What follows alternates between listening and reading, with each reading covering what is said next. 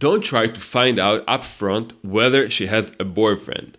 You can find out if you happen to know her friend, for example, but if you've already started a conversation with someone you're attracted to, don't try directly or indirectly to figure out whether she's available. A, because it's transparent, she'll understand exactly where you're heading, and B, she knows that if she tells you she doesn't have a boyfriend, she's essentially inviting you to ask her for a number. And if she's not yet interested enough in you, she might lie and say she does have one just to avoid having to reject you. In general, appealing to the utilitarian argument of what do you have to lose? It's just one date, instead of focusing on building an emotional connection from which the number follows almost naturally, is a strategic mistake a lot of men make. Women think, what do I have to lose? I'll go on a date with a girl I barely know and see what happens. That what do I have to lose mindset is a very masculine way of thinking, because research shows that men are generally less sensitive to the pain of loss than women.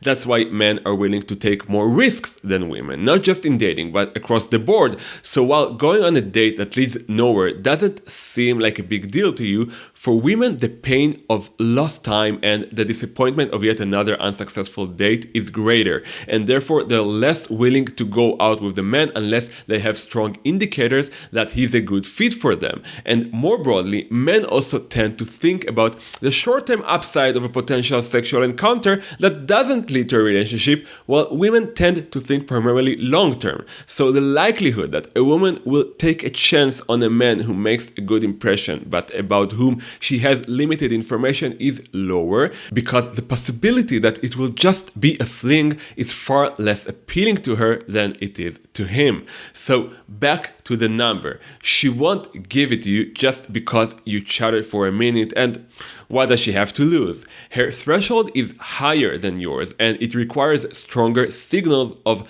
long-term compatibility. That's why you want to first make sure there is a genuine connection between you, and ideally some flirting and playfulness, and then you'll already sense whether she's interested, and you won't need to ask whether she has a boyfriend.